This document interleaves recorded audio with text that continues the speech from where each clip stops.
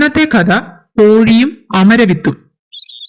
വളരെ വർഷങ്ങൾക്ക് മുമ്പ് ഒരു പൂവൻ കോഴിയും ഒരു പിടക്കോഴിയും തോട്ടത്തിൽ ഭക്ഷണം തേടുകയായിരുന്നു. ചികഞ്ഞുകൊണ്ട് നിൽക്കുന്ന പൂവന് അവിടെ നിന്നും ഒരു അമരവിത്ത് കിട്ടി. ഇതാ ഒരു അമരവിത്ത്, നമുക്ക് രണ്ടുപേർക്കും കൂടി ഇത് പങ്കുവെച്ചിരുന്ന. എനിക്ക് വേണ്ട, പൂവനോട് പിട പറഞ്ഞു. പിടക്കോഴിയുടെ മറുപടി കേട്ട പൂവൻ കോഴി അമരവിത്ത് ഒരൊറ്റ വിഴുങ്ങൽ. കഷ്ടം, അമരവിത്ത് പൂവന്റെ തൊണ്ടയിൽ കുരുങ്ങി. ഇത് അമരവിത്ത് എന്റെ തൊണ്ടയിൽ കുരുങ്ങി. ഓടിച്ചെന്ന് ആ പുഴയോട് കുറച്ച് വെള്ളം വാങ്ങുക, ഇല്ലെങ്കിൽ ഞാൻ ചത്തുപോകും.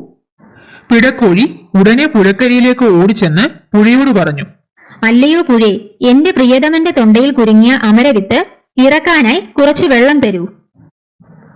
ആ കാണുന്ന നാരകച്ചെടിയുടെ ഒരു ഇല കൊണ്ടുവന്ന് തന്നാൽ ഞാൻ നിനക്ക് വെള്ളം തരാം.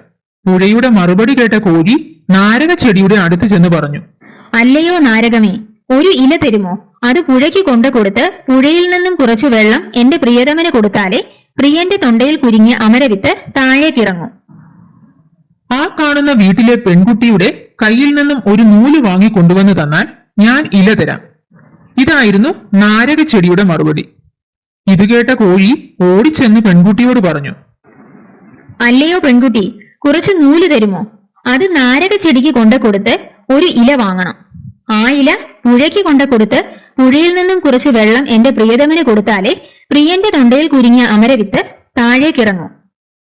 അപ്പോൾ പെൺകുട്ടി പറഞ്ഞത്, ഇവിടെ നിന്നും 2 വീടുകൾക്കപ്പുറം ഒരിടത്ത് ഒരാൾ ചീർപ്പുണ്ടാക്കുന്നുണ്ട്. അയാളിൽ നിന്നും ഒരു ചീർപ്പ് എനിക്ക് വാങ്ങിക്കൊണ്ടുവന്ന് തന്നാൽ നിനക്ക് ഞാൻ നൂൽ തരാം.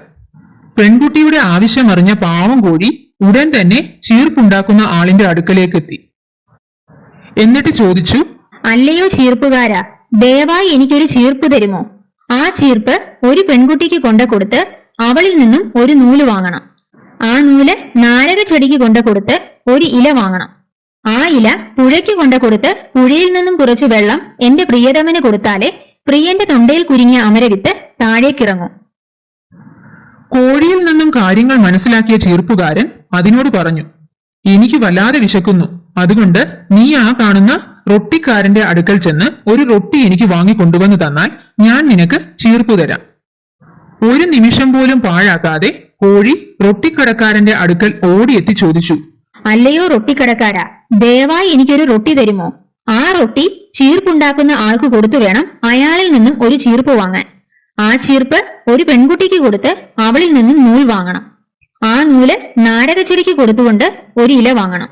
ആ ഇല പുഴയ്ക്ക് കൊണ്ടു കൊടുത്ത് പുഴയിൽ നിന്നും വെള്ളം എന്റെ പ്രിയതമന് കൊടുത്താലേ പ്രിയന്റെ തൊണ്ടയിൽ കുരുങ്ങിയ അമരവിത്ത് താഴേക്കിറങ്ങും. അപ്പോൾ റൊട്ടിക്കടക്കാരൻ പറഞ്ഞത്, നീ ചെന്ന് വിറക് വെട്ടുകാരനോട് കുറച്ച് വിറക് വാങ്ങിക്കൊണ്ടുവന്ന് എനിക്ക് തരികയാണെങ്കിൽ ഞാൻ നിനക്ക് റൊട്ടി തരാം. റൊട്ടിക്കടക്കാരന്റെ ആവശ്യാർത്ഥം പാവം പിടക്കോഴി വിറക് വെട്ടുകാരന്റെ അരികിൽ ഓടിയെത്തി അയാളോട് ചോദിച്ചു. അല്ലയോ വിറക് വെട്ടുകാരാ, ദയവായി എനിക്ക് കുറച്ച് വിറക് തരുമോ?